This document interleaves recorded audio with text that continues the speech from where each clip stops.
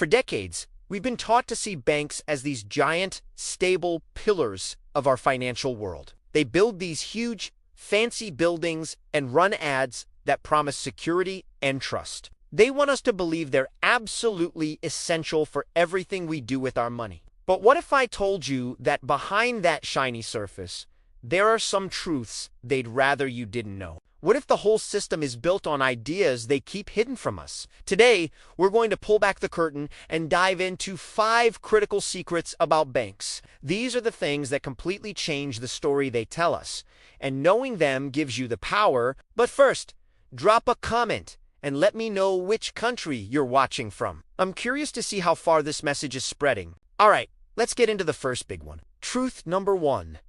Banks don't lend your deposits. They create money out of thin air. This is a game changer. When you deposit your paycheck, you probably think the bank takes your money and lends it to someone else, right? That's what we're all taught. But the reality, which even central banks like the Bank of England admit, is way more shocking. Commercial banks create brand new money every single time they give out a loan. This isn't some crazy theory. It's how modern banking actually works. It's called credit creation. When a bank approves your mortgage or a business loan, they don't pull money from someone else's savings. They just type some numbers into a computer and new digital money appears in the borrower's account. It's created on the spot. So, what happens to your deposit? It's not being lent out.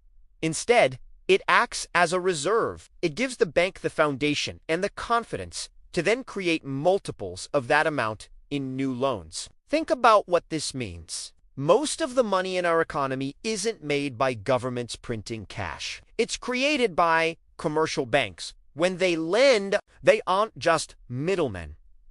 They're money creators. They have this incredible power to expand the money supply, which affects inflation and the value of everything. They don't need your money to make loans. They need your money so they can keep their money creation machine running. This totally flips the script. Banks aren't just managing money. They're creating the financial reality we all live in. The entire cycle of debt that fuels our economy comes directly from this process.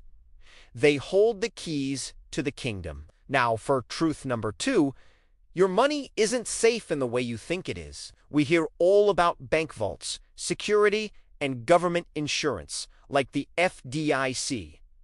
It all sounds rock solid, but the safety they promise is complicated.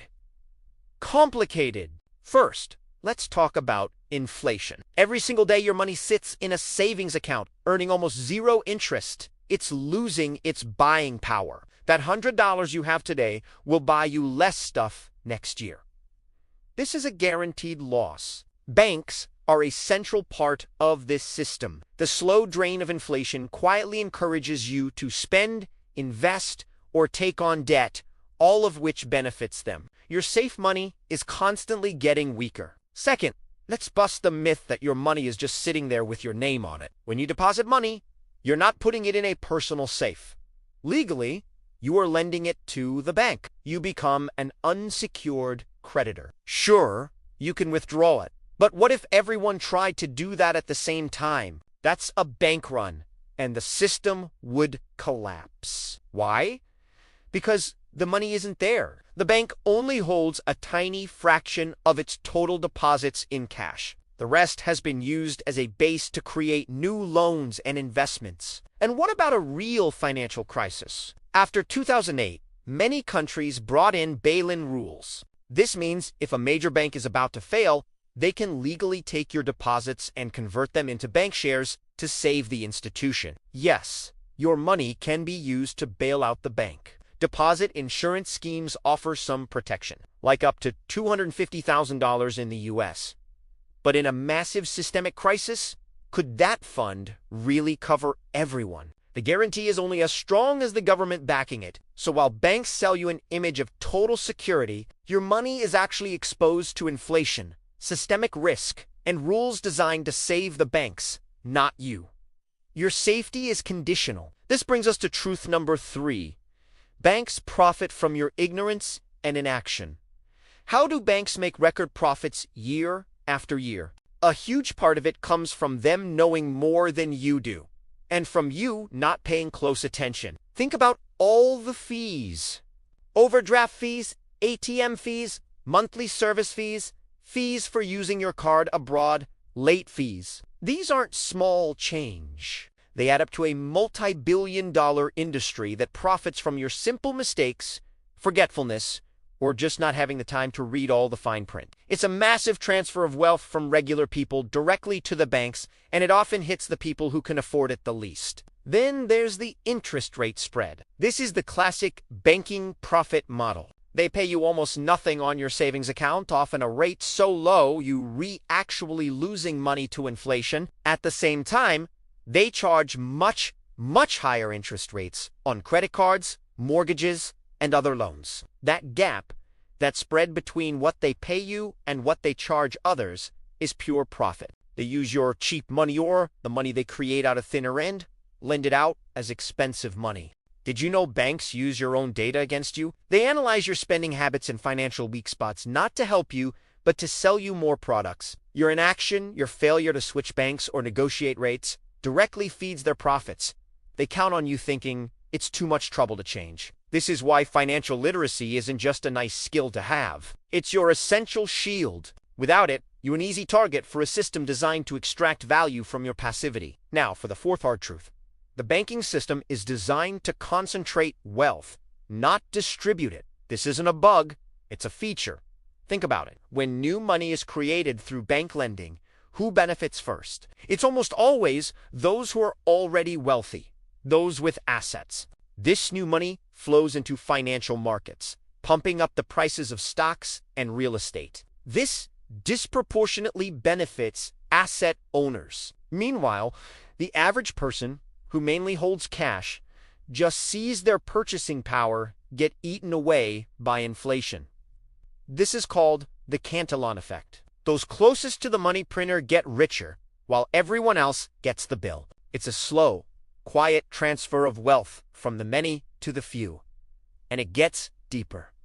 Banks aren't just economic players. They're political powerhouses. They spend billions on lobbying to shape regulations in their favor. This is called regulatory capture. It means the rules of the game are often written by the very institutions they suppose to regulate. It creates an uneven playing field where the interests of the powerful are always prioritized over yours. The constant cycles of debt, from your credit card to national debt, lock this system in place. Indebted people and countries have less power and are more dependent on their creditors, the banks. To think the banking system is just a neutral middleman is to ignore its fundamental role in worsening wealth inequality. It's a system built to serve itself and its biggest players, often at your expense. So, feeling a little disillusioned, that's normal. But here's the fifth and most crucial truth. The one that gives us hope. Viable alternatives exist, and the banks really don't want you to know about them. Why? Because your financial independence is a direct threat to their profits and their control. Take credit unions. For example, they are fundamentally different. They are member-owned, non-profit cooperatives. Their goal isn't to maximize profit for outside shareholders. It's to serve their members. This usually means lower fees, better savings rates, and more favorable loans. They're community-focused and more accountable. Yet they get a tiny fraction of the advertising and attention the big banks do. Then there's the revolutionary world of decentralized finance, or built on blockchain technology. DeFi offers peer-to-peer lending, borrowing, and trading without needing a bank as a middleman. Now, it's still new and has its own risks. It requires more personal responsibility and some technical know-how, but it represents a massive shift. It offers transparency and direct ownership of your assets. Banks do want you to learn how to hold your own Bitcoin or use a decentralized exchange because it cuts them out of the picture entirely. Even simpler actions are a form of financial liberation, focusing on paying down debt, building an emergency fund in different forms, and investing directly in things you understand and control. All of these reduce your reliance on the traditional banking system. Banks thrive on your dependence, on you believing their way is the only way. By understanding these truths, you can start to see your other options. The alternatives aren't perfect, but they represent a powerful choice to opt out of a biased system and build a financial life on your own terms. So, let's recap the 5 truths. 1. Banks create money from nothing. They don't just lend out deposits. 2. Your money's safety is far more complex than you think. 3. Their profits often depend on your financial ignorance. 4. The system is structured to concentrate wealth. And 5. Powerful alternatives exist that they don't want you to explore.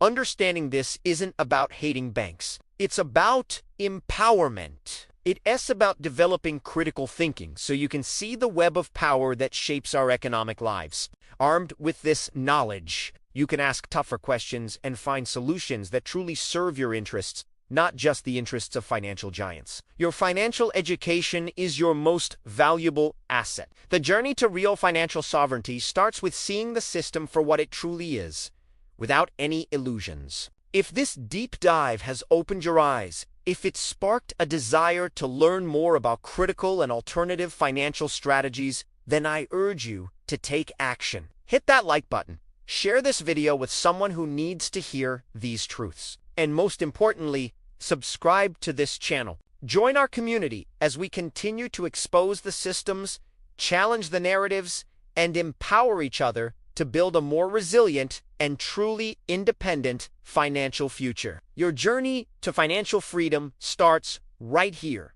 and there's so much more to uncover together. Thanks for watching.